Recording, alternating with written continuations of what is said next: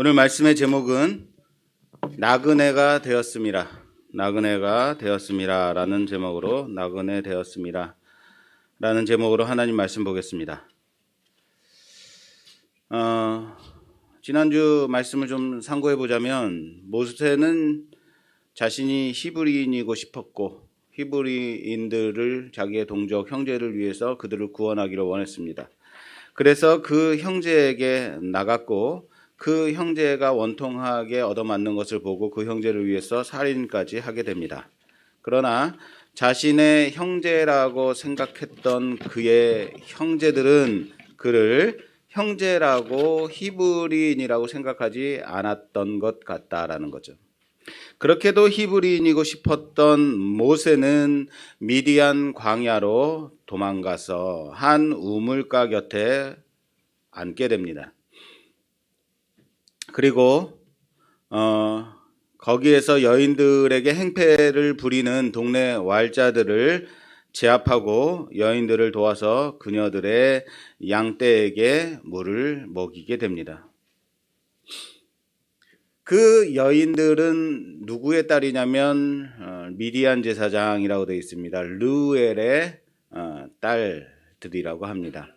르우엘에게는 딸이 7이 있었는데 르우엘의 딸들을 도와서 양떼에게 물을 먹이게 되죠. 일찍 집으로 돌아가는 거죠. 그래서 평소와 다르게 양에게 일찍 물을 먹이고 돌아온 딸들에게 아버지 르우엘이 묻습니다. 어떻게 웬일로 이렇게 일찍 돌아오게 됐느냐라고 물으니까 딸들이 대답하죠. 뭐라고 대답하죠? 오늘 19절 말씀 그들이 이르되 한 애굽 사람이 우리를 목자들의 손에서 건져내고 우리를 위하여 물을 길어 양떼에게 먹였나이다 라고 말해요. 여인들이 뭐라고 대답하냐면 우리를 목자들의 손에서 건져내어 라고 돼요. 우리를 목자들의 손에서 건져내어 라고 돼요. 이스라엘을 애굽에서 건져내고자 했던 모세는 이제는 목자들의 손에서 여인들을 건져내는 자가 되었을 뿐이다라는 거예요. 참 아이러니하지 않습니까? 한 민족을 구원할 줄 알았던, 한 민족을 건져낼 줄 알았던 자신이 이제는 여인들을 도와서 목자들의 손에서 건져내는 자가 되었다라는 거예요. 그렇게도 히브리인이고 싶었던 모세는 자신의 바램과는 달리 여기서도 한 애굽인으로 비춰지고 있다는 건 참 아이러니하죠. 뭐라고 대답했어요? 목자들의 손에서 건져내었다. 그 전에 뭐가 있냐면 우리를 한 애굽 사람이라고 말했어요. 한 애굽 사람이 우리를 목자들의 손에서 건져내었습니다. 라고 대답하고 있다라는 거예요. 내가 아무리 히브리인이고 싶어도 히브리인으로 보여지지 않으면 어떻습니까? 애굽 사람일 수밖에 없다라는 거예요. 모세의 지금 자신을 치장하고 있었던 자기가 입고 있었던 자기의 모습 전체가 누구로 보여지고 있었다고요? 히브리인으로 보여지고 있었다. 잘들 듣고 계시는군요. 애굽인으로 보여지고 있었다라는 거예요. 그렇습니다. 그는 애굽 삶에 익숙한 사람이었고 애굽의 문화와 의복과 애굽의 어쩌면 화장 기술이니 머리 모양이니 다 애굽의 스타일대로 자신을 꾸미고 살았던 사람이다라는 거예요. 애굽을 도망쳐서 미디안 광야로 나와서 우물가에 앉았지만 그의 복색이나 그의 머리 모양이나 그가 생긴 그에게서 나오는 그 모든 느낌들은 누구로 보여지고 있었다? 애굽인으로 보여지고 있었다라는 겁니다. 히브리 동족에게 자기 형제들에게 나도 히브리 사람이야. 나도 당신들의 형제야. 나도 같은 민족이다라고 아무리 말하고 싶다 할지라도 내가 그렇게 보여지지 않는다면, 내가 그렇게 살아오지 않았고 내가 그렇게 보여지지 않는다면 히브리 사람들에게도 형제들에게도 단 한 사람의 애굽 사람에 지나지 않는 모습이었을 거다라는 거예요. 내가 아무리 성도로 큰 소리를 떵떵 친다 할지라도, 내가 성도다, 내가 그리스도인이다 라가 그렇게 말하고 다닐지라도 성도로 보여지지 않는다면 세상 사람일 수밖에 없다는 사실을 믿으시길 바랍니다. 나 교회 다녀요, 나 그리스도인이에요, 나 성도예요, 아무리 그렇게 얘기를 한다 하더라도 내가 행동하는 행동 하나하나, 내가 살아가는 그 모습 속에서 성도로 보여지지 않는다면 누구라고요? 세상 사람에 지나지 않는다는 거예요. 사랑하는 여러분, 성도로 보여지는 여러분 되시기를 주님의 이름으로 부탁합니다. 딸들이 말합니다. 우리를 목자들의 손에서 라고 말해요. 우리를 목자들의 손에서. 또 말합니다. 우리를 위하여 물을 길어. 우리를 위하여 물을 길어. 반복되고 있죠? 뭐가요? 우리를 강조하고 있다. 반복은 강조다라고 말씀드렸습니다. 우리를 강조하고 있어요. 모세와 르우엘의 딸들의 관계는 한 애굽인과 우리의 관계였다면 이제는 어떻게 되냐면, 자, 오늘 본문 21절 볼게요. 좀 봉독해 주시겠어요? 21절, 22절. 모세가 그와 동거하기를 기뻐하며 그가 그의 딸 십보라를 모세에게 주었더니 그가 아들을 낳음에 모세가 그의 이름을 게르솜이라 하여 이르되 내가 타국에서 나그네가 되었음이라 하였더라. 아멘. 자, 모세가 그들과 동거함을 기뻐했다라고 말해요. 이제 같이 살고 싶어 했고 같이 살게 되었다라는 겁니다. 그래서 한 애굽인에서 이제는 같이 사는 같은 우리가 되는 거죠. 이제 그 전까지는 한 애굽인에 불과했던 모세는 이제는 같이 동거하게 되어 우리가 된다는 거예요. 식구라는 말이 무슨 말이에요? 같이 밥을 먹고 사는 사람을 식구라고 말하잖아요. 먹고 같이 있는 사람, 같이 동거하는 사람. 식구가 된 거죠. 이제 우리가 된 거예요. 그리고 결혼까지 해서 아들을 낳게 됩니다. 아들을 낳아요. 이젠 영락 없는 우리가 된 거죠. 한 식구가 된 거죠. 그런데 이름을 짓는데 뭐라고 짓냐면 게르솜이라고 짓습니다. 뭐라고요? 게르솜. 히브리인은 이름에다가 본질을 준다고요. 의미를 부여한다고요. 그런데 게르솜의 의미가 뭐냐면 내가 타국에서 나그네가 되었도다라고요. 내가 타국에서 나그네가 되었도다라는 의미를 주어요. 미디안 땅에 왔어요. 그러니까 타국에 온 것은 맞아요. 타국에 있는 것은 맞습니다. 그런데 타국에서 결혼하고 아들 낳고 알콩달콩 살아가는 것이 그렇게 살아가는 것 아니겠습니까? 그냥 그렇게 살아가는 거죠. 결혼해서 아들 낳고 거기서 살면은 거기가 고향이 되는 거고 그곳이 내 집이 되는 거죠. 그런데 아들을 낳았음에도 불구하고 뭐라고 하냐면 내가 타국에서도 나그네가 되었다. 내가 타국에서 나그네가 되었습니다. 라고 아들의 이름을 그렇게 짓단 말이에요. 나는 여기에서 살고 있지만 미디안에서 살고 있음에도 불구하고 아들까지 낳고 그렇게 살고 있었음에도 불구하고 그럼에도 나그네다라고 말하고 있어요. 애굽에 있을 때 히브리인이고 싶었던 모세. 그러나 히브리인으로 보여지지 못했던 모세는 미디안 땅에서 이곳에 와서도 결혼까지 하고 아들까지 낳았음에도 불구하고 아직도 미디안 사람으로 살고 있지 못하더라라는 겁니다. 그래서 뭐라고 고백한다고요? 타국에서 나그네로 살아간다라고 말하고 있다라는 거예요. 참 처량하지 않습니까? 이젠 좀 자신의 행복을 찾아갈 때도 된 것 같은데 그는 그곳에서 사는 것을 좋게 여겼습니다. 그들과 함께 동거함을 좋게 기뻐했다라고 말하고 있어요. 그러나 그럼에도 자신의 정체성은 나그네 삶이라는 것을 고백하고 있다라는 거예요. 얼마나 모세가 낭망하고 실망하고 그렇게 살고 있는가를 여실히 보여주는 고백이에요. 내가 한 민족을 구원하고자 나의 손을 통하여서 하나님이 이스라엘을 구원코자 하시리라 그렇게 생각했던 모세는 실패하고 이곳에 쫓겨나와 도망 나와서 이곳에 살고 있음에도 불구하고 실망하고 낙담하여 내가 나그네다라고 고백하고 있는 그 고백이다라는 거예요.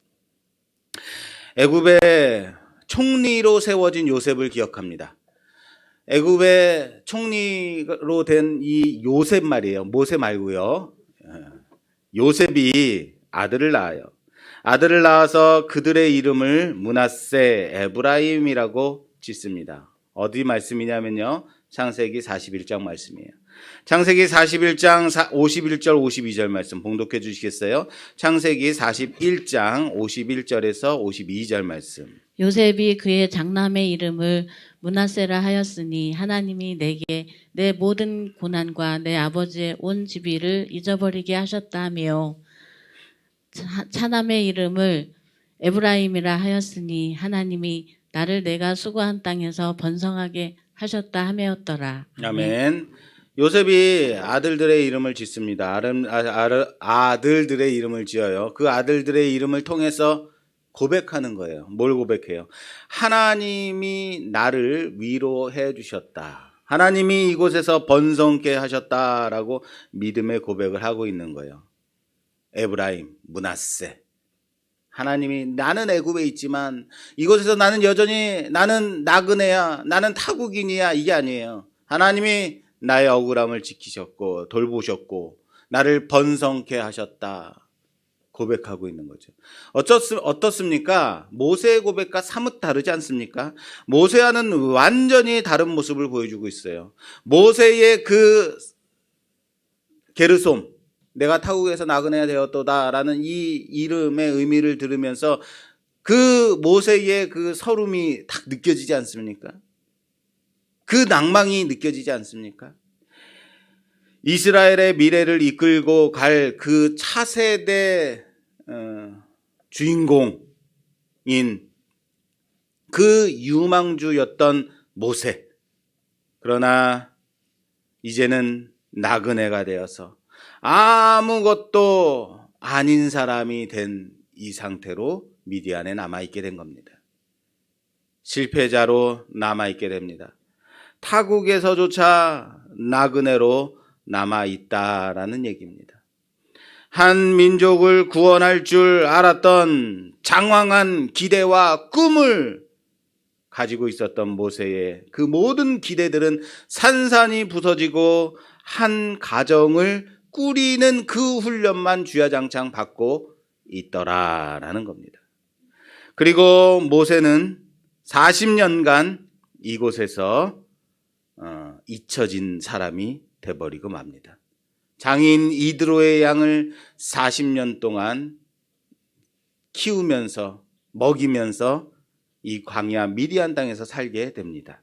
그리고 이스라엘 백성들에게서는 이스라엘 자손들에게서는 잊혀진 사람이 되겠죠. 잊혀진다는 것은 매우 서러운 일입니다. 성경은 오늘 본문이 갑자기 후반부에서 갑자기 전환이 됩니다. 모세에게 집중돼 있던 포커싱돼 있던 그 앵글이 이스라엘로 눈을 돌리고 있어요. 마치 이제 영화에 보면 실패한 주인공을 딱 비치고 있다가 그 카메라가 하늘로 쫙 올라가면서 포커싱이 넓게 보여지는 그런 전체를 조망하는 그런 카메라 기법을 보는 것 같아요. 그리고 그 기간이 몇 년이라고요? 40년이 지나 버렸다라는 거예요. 그 지난 후의 모습이 23절 말씀입니다. 봉독해 주세요. 출애굽기 2장 23절. 오늘 본문 말씀. 여러 해 후에 애굽 왕은 죽었고 이스라엘 자손은 고된 노동으로 말미암아 탄식하며 부르짖으니 그 고된 노동으로 말미암아 부르짖는 소리가 하나님께 상달된지라. 할렐루야. 그렇습니다. 유망주 모세는 타국에서 나그네가 되었다고요. 나그네로 실패자의 인생을 살고 있다고요. 이스라엘의 상황은 어떻게 됐냐면 이제는 바로가 죽었어요. 모세의 생명을 찾았던 그 바로는 죽었어요. 그럼에도 불구하고 그들의 상황은 변함이 없다라는 거예요. 중한 노동으로 고된 노동으로 말미암아 그 삶이 말이 아닐 정도로 힘든 상황의 연속이었다라는 거예요. 여러분, 노동을 하게 되면 노동의 대가는 뭐예요? 노동의 대가는 품삯이죠. 예, 돈을 받아야죠. 예, 그렇습니다. 애굽의 종된 이스라엘에게 그 품삯은 무엇이었을까요? 품삯이 없죠. 이 중한 노동으로 말미암아 일어난 일은 뭐냐면 그들이 뭐했다? 부르짖었다. 간구했다. 그렇습니다. 그들의 기도와 그들의 부르짖음을 그 기도를 하나님이 들으셨다라고 오늘 말씀하고 있습니다. 반대로 생각해 볼까요? 만약에 이러한 중한 노동이 그들에게 없었다면 그들이 부르짖었을까요? 그들이 신음을 내뱉었을까요? 아마 기도도 없었지 않았겠나 생각이 됩니다. 어쩌면 중한 노동의 대가는 그 유익은 하나님 앞에 돌이키는 것, 하나님 앞에 무릎 꿇는 것, 그들이 부르짖는 것 아니겠나 생각이 됩니다. 그렇습니다. 우리가 기도를 언제 하냐면요, 즐겁고 기쁘고 모든 일이 형통하고 잘 되어질 때 그때 기도하시죠. 우리가 기도를 언제 하냐면요, 한 대 얻어 터져야지 하죠. 실패하고 넘어졌을 때, 문제가 빵 하고 터졌을 때 그때 눈물 콧물 흘리면서 그제야 철야 기도다, 새벽 기도다, 작정 기도다 하며 나오더라는 거예요. 여러분, 하나님이 여러분들을 보기를 원하신다면, 만약에 하나님이 여러분들의 소리를 듣고 싶으시다면, 여러분들하고 대화를 하고 싶으시다면 어떻게 하실까요? 우리가 하나님과 대화를 해야 되는데, 하나님을 만나야 되는데 도저히 나오지를 않아. 여러분들이 기도를 하지 않아. 어떻게 하실까요? 어려우세요? 하나님은 우리로 하여금 기도를 시켜야겠다라고 생각한다면 어떻게 하실까? 한 대 치시겠죠. 넘어뜨리겠죠. 무너뜨리겠죠. 네가 승승장구하니까 모든 일이 형통하고 잘 되니까 나를 찾지 않는구나. 그거 아니겠습니까? 평소에 아내와 아들은 조단조단 잘 대화하지 않습니다. 언제 대화를 하냐면요, 야단칠 때 대화를 해요. 그럴 때는요, 1시간도 좋고 2시간도 좋고 그냥 방에다 가둬놓고 아주 어마어마하게 쏟아붓는 거죠. 물론 대부분 야단치는 사람 입장에서 얘기를 하게 되죠. 그제야 서로 간에 대화를 하는 거죠. 얘기를 하는 거죠. 자식들도 그렇지 않습니까? 다 자란 자녀들이 부모에게 조잘조잘 그렇게 말하던가요? 말하지 않아요. 그러나 어머님, 아버지라고 부를 때 있어요. 언제 불러요? 돈 좀 주세요. 아버지, 인감 좀 주세요. 대출 좀 받아야겠어요. 이럴 때 찾지 않습니까? 우리 또한 그렇게 부모와 대화하지 않느냐라는 거예요. 하나님께 기도해야 된다, 기도해야 된다 알아요. 하나님 앞에 나가야 된다, 나가야 된다 알아요. 그런데 우리가 언제 나가던가, 우리가 언제 기도하던가, 언제 한다고요?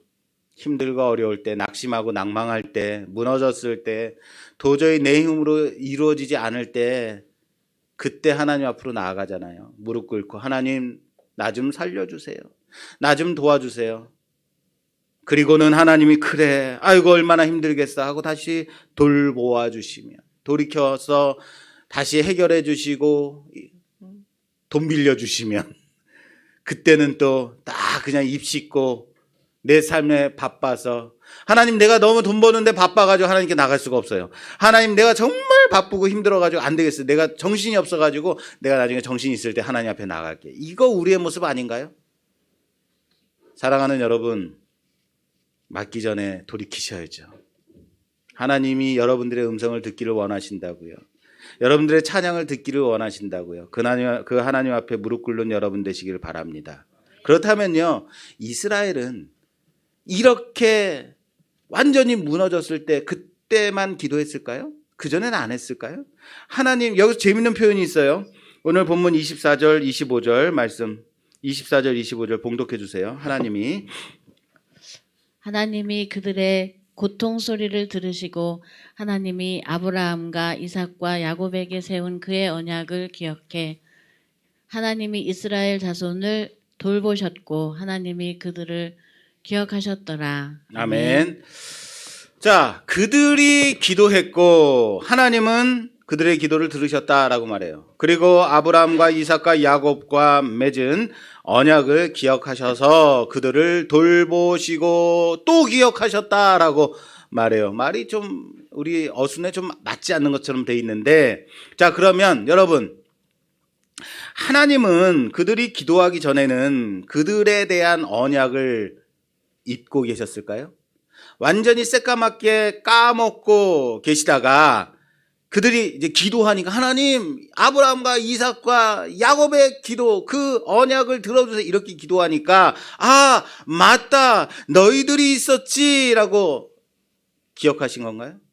까먹고 있다가 아, 맞다, 그 언약, 아이고 내가 까먹고 있었네, 이런 걸까요? 그들이 기도를 어떻게 했을까요? 하나님, 우리 조상 아브라함과 이삭과 야곱과 맺은 그 언약 있지 않습니까? 왜 이 언약 들어주지 않습니까? 이렇게 기도했을까요? 그들의 신음이, 부르짖음이 들렸대요. 부르짖음. 하나님, 죽겠어요. 하나님, 너무 힘들어요. 이거죠. 하나님이 기억하셨다라는 단어를 킹제임스 버전에서는 헤드 리스펙트라고 돼 있어요. 헤드 리스펙트. 이것을 과거 완료형이라고 합니다. 과거 완료형이라는 것은 이전부터, 과거부터 그때까지도 기억하고 있었다라는 의미예요. 이전부터라고 한다면 아브라함과 이삭과 그리고 야곱에 이르기까지, 그리고 애굽에 내려와 살면서 지금까지도 한 번도 잊지 않고 기억하고 계셨다는, 리스펙트했다는, 헤드 리스펙트라는 거예요. 그들을 돌보시고 돌아보시고 있었다라는 거예요. 그런데 희한하게 성경은, 오늘 말씀은 그들이 간구하자, 그들이 부르짖자 하나님이 기억하셨다라고 말해요. 성경에는 도저히 우리들의 상식과 우리들의 언어로 표현하기 어려운 그런 개념들이 있어요. 예를 들면, 여러분, 믿으면 구원받는다라는 이 말이 대표적이라 생각해요. 믿으면 구원 얻는다. 여러분, 우리는 아무렇지도 않죠. 아, 맞아, 믿으면 구원 얻지. 그러면 여러분, 이 믿으면 구원 얻는다라는 이 말이 내가 믿으면 구원 받는다라는 말로 느껴지지 않습니까? 일반적으로는 그렇게 생각이 되잖아요. 내가 믿어서, 예수님 믿어서 구원 받는다. 보통 그렇게 생각이 되죠. 믿으면 구원 받는다. 그러나 믿음이라는 게 우리가 믿고자 해서 예수 그리스도를 믿을 수 있던가? 그럴 수 없는 거예요. 믿음이라는 것은 하나님이 우리로 하여금 믿게끔 하시는, 이 믿음을 선물로 주시지 않으면 그 누구도 믿을 수 없는 게 믿음이라는 거예요. 하나님이 주셔야만 믿을 수 있는 건데 예수님 믿어야 구원받아요 라고 말해요. 그럼에도 불구하고 우리는 믿어야 한다라고 말한다고요. 예수 믿으면 천국 가요, 구원받아요 라고 말해요. 무슨 말인지 아시겠어요? 이렇게밖에는 표현할 수가 없는 거예요. 우리가 예수님 믿으면 구원을 얻는데요, 예수님 믿는 이 믿음은요, 하나님이 우리 안에 주셔서 선물로 주시는 그 믿음인데, 이 믿음이 우리 안에 있으면 그래서 예수를 믿게 되는 거예요. 이렇게 말하지 않잖아요. 우리는 단지 예수님 믿으면 구원 얻어요 라고 말할 뿐이지만 그 안에는 이런 내용들, 이런 내용들이 있다는 거예요. 마찬가지예요. 하나님은 그들을 까먹고 잊어버리고 있었는가? 아니라는 거예요. 우리가 출애굽기 1장 2장 말씀을 통해서 계속해서 보고 있듯이 하나님은 그들을 권고하셨고 그들을 돌보셨고 그들을 번성케 하셨고 애굽인들이 두려워할 정도로 큰 민족을 이루게 하셨다라는 거예요. 항상 그들을 돌보시고 돌아보시고 계셨지만 인간의 입장에서, 사람의 입장에서 그것이 이해되는 때가 있다라는 거예요. 하나님이 우리를 잊어버리고 계셔, 하나님이 나를 까먹고 계셔라고 생각했지만 어느 순간 맞아, 하나님이 지금도 나를 돌보고 계시지라고 이해되는 때, 그때가 있다는 거예요. 마치 우리가 기도해서 하나님이 기억하시고 돌보셨다라고 표현하는 것 같이 말입니다. 내가 기도했더니 하나님이 들어주셨어. 내가 기도하니까 하나님이 나를 기억하시고 나를 돌보시고 나를 그렇게 인도하고 계셔라고 말하지만 내가 기도해서요? 정말로요? 자, 여기서 중요한 것이 무엇이냐면 그들이 중한 노동으로 신음하고 있을 그때, 그들이 고된 노동으로 말미암아 신음하고 있었던 그때라는 거예요.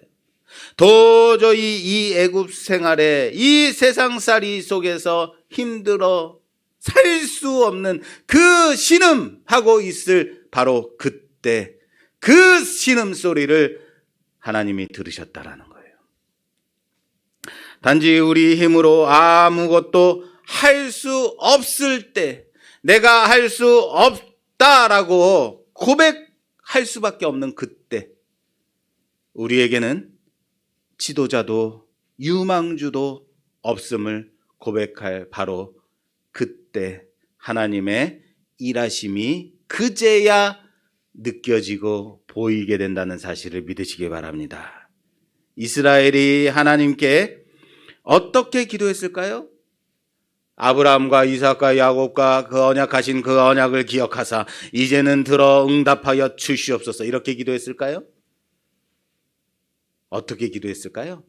지금 중한 노동으로 인해 가지고 아들들을 빼앗기고 있고 피라미드를 짓고 있고 성전 왕궁을 건축하고 있고 이러고 있는 상황 속에서 어떻게 기도했을까요? 못 살겠어요. 그렇죠? 못 살겠. 여러분들이 대답을 안 하니까 전화기에서 대답을 합니다. 못 살겠다고 기도했겠죠. 하나님, 못 살겠어요. 맞아요. 그렇게 기도했을 거예요. 또는 하나님, 저 악마 같은 바로를 없애주세요. 이렇게 기도하지 않았을까요? 우리를 이렇게 압제하고 있는 이 제도를 무너뜨려 주세요. 이렇게 기도하지 않았을까요? 바로만 사라지면 될까요? 이 명령만 사라지면 모든 문제들이 해결이 될까요? 바로가 내린 그 명령을 고쳐달라고 기도하지 않았을까요?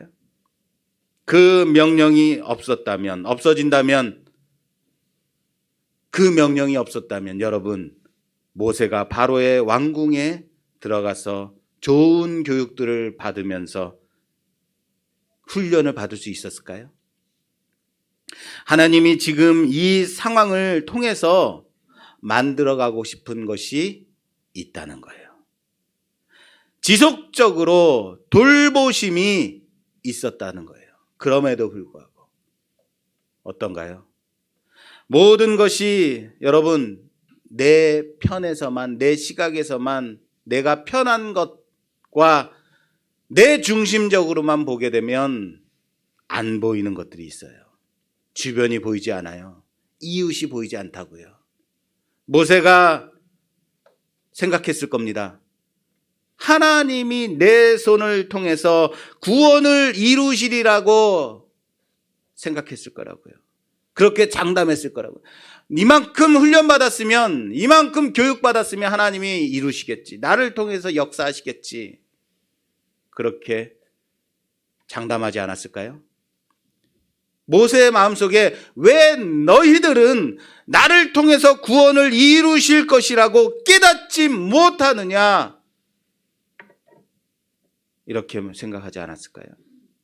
미디안으로 도망치면서도 그랬을 겁니다. 장인 이드로의 양을 치면서도 왜 그들은 이 중요한 사실을 깨닫지 못했을까? 답답하도다라고 생각하지 않았을까요?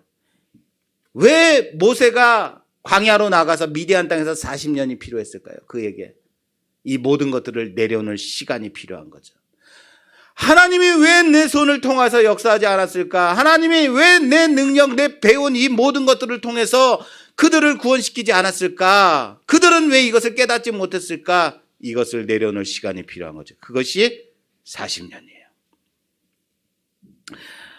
사랑하는 여러분, 분별과 결단의 문제가 있다라는, 모세에게는 분별과 결단의 문제가 있었다. 모세는 구원의 사명이 있다고, 자신이 있다고 생각했어요. 그래서 배웠고 훈련받았고 준비했다라고 생각했습니다.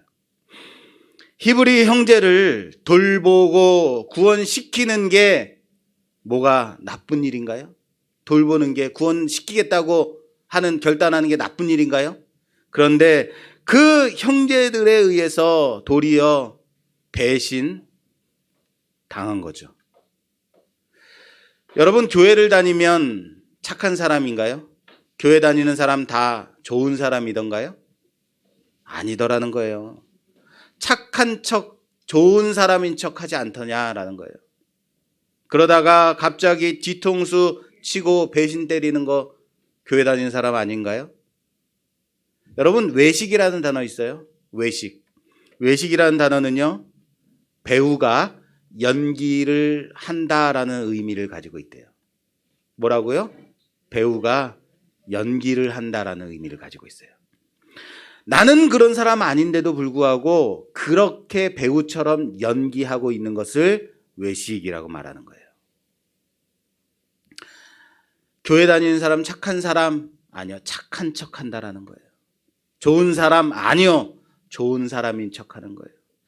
하나님의 부르심 가운데서 이런 사람들이 모여 있음에도, 이런 사람들이 모여 있는 교회임에도 불구하고 하나님의 부르심 가운데서 그럼에도 그들은 꼴 보기 싫음에도 불구하고 자꾸 실망시키고 나를 어렵고 힘들게 만들어도 그래도 내 형제여, 내 가족인 거예요. 신앙 안에서의 한 공동체라는 거예요. 그리스도인됨의 표지는 결코 형통과 성공에만 있지 않다는 것을 우리가 알아야 됩니다. 사랑하는 여러분, 잘 되는 것, 형통한 것, 사업에 성공하는 것만이 그리스도인의 표지가 아닙니다.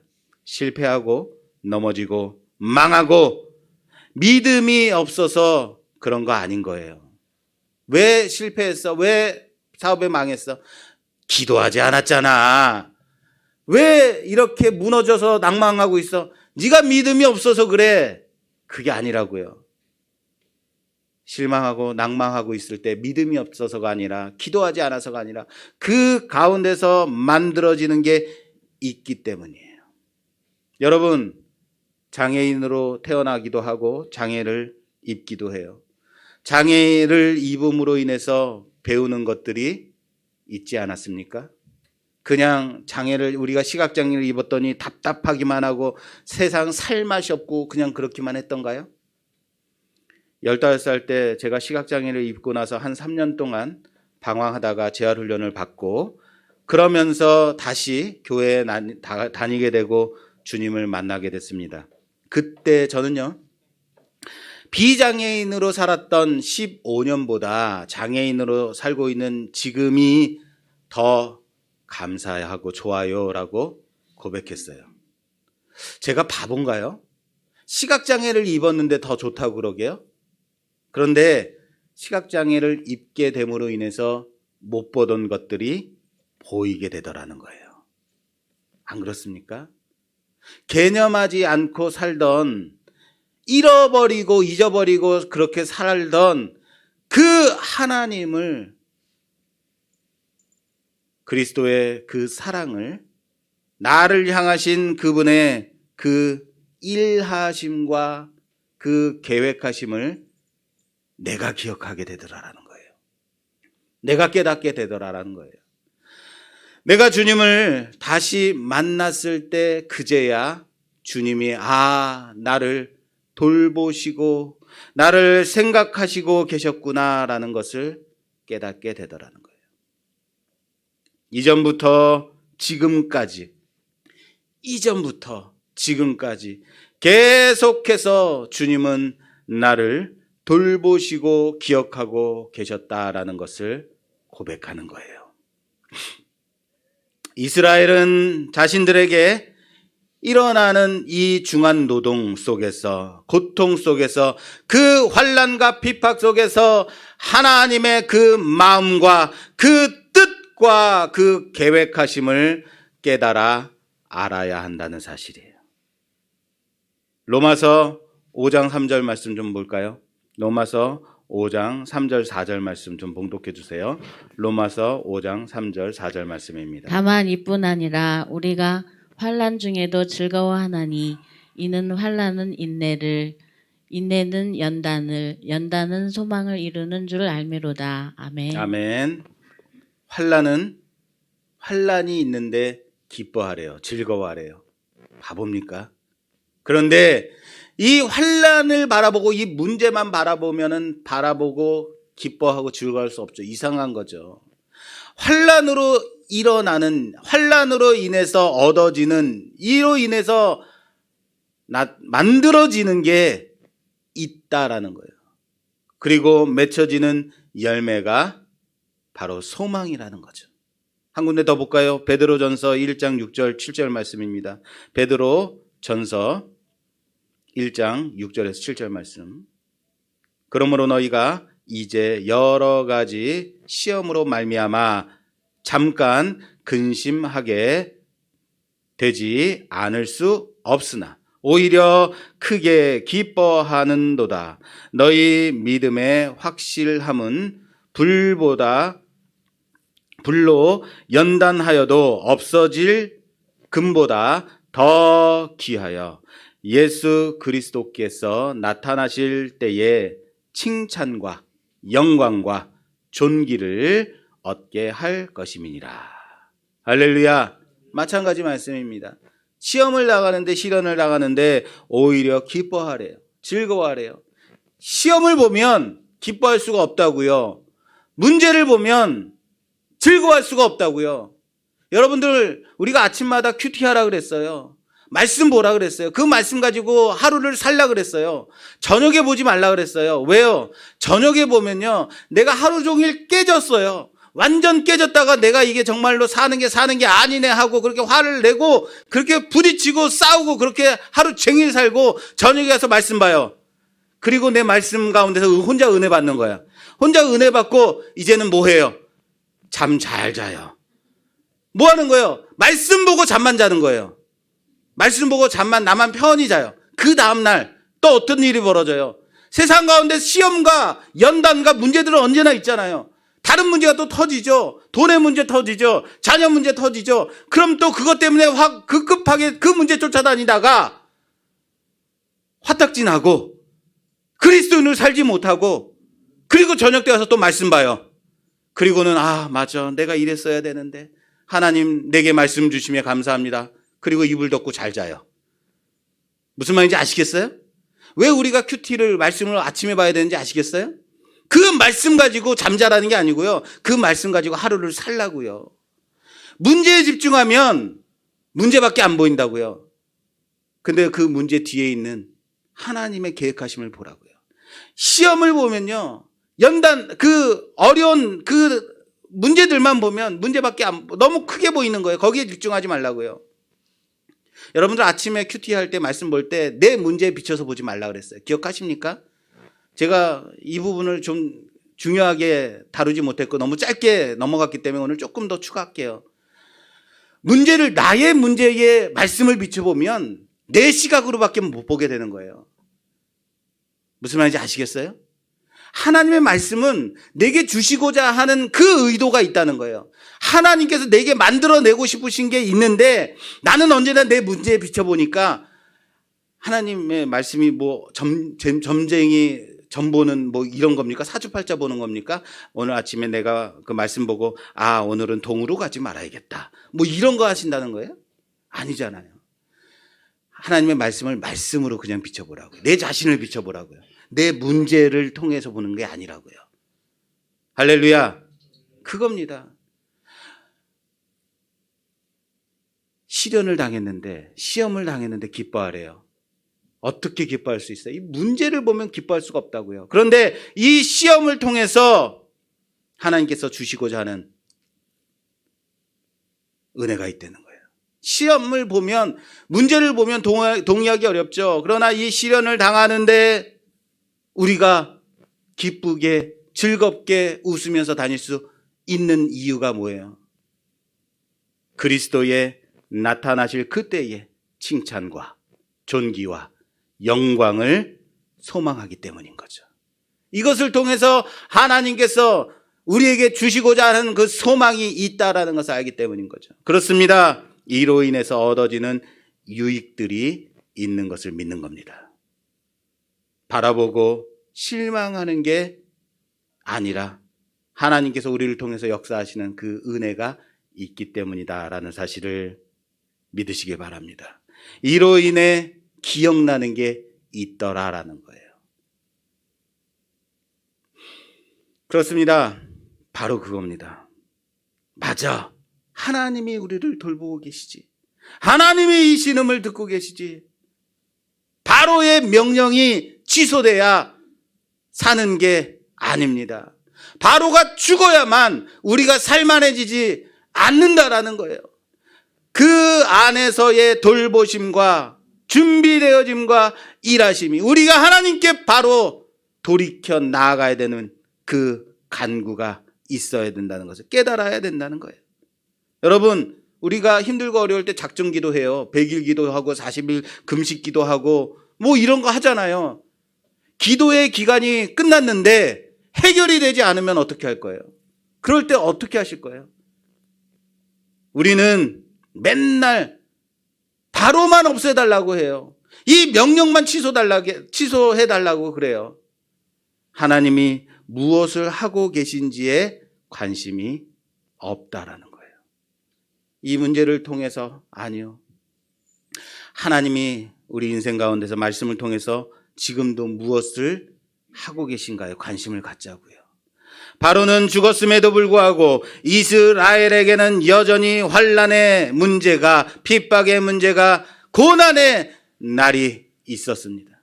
하나님의 그 언약을 기억함이 얼마나 복됨인지 기억해야 된다는 거예요. 하나님은 기억하고 계셨습니다. 그래서 돌보십니다. 그래서 우리를 새 언약의 백성으로 부르셨다라는 사실을 믿으시길 바랍니다. 400년간의 애굽 생활이 지났음에도 불구하고 여전히 2000년 전에 십자가에서 죽으신 그 은혜가 있었음에도 지금까지도 여전히 기억하고 돌보시고 잊지 않고 계심을 믿는 여러분 되시기를 바랍니다. 신앙생활이라는 게요, 맨날 은혜 받고 감동받고 그렇게 은혜롭게 하면 얼마나 좋겠습니까? 그러면 얼마나 좋겠어요. 그러나 그렇지 않더라는 거예요. 그러나 잊지 마십시오.